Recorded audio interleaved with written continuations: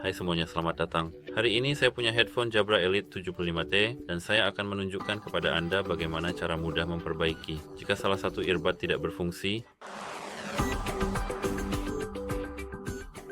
pertama-tama periksa apakah ada sedikit debu di sini dan di sini, dan setelah itu Anda harus dengan hati-hati membersihkan bagian logam.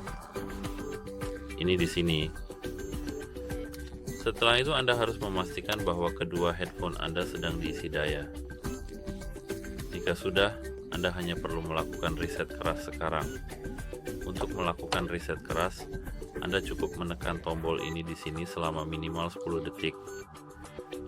Jika Anda sudah melakukannya, itu bagus karena sekarang headphone Anda seharusnya sudah diperbaiki. Jika tidak, Anda hanya perlu menghubungi dukungan perangkat Anda.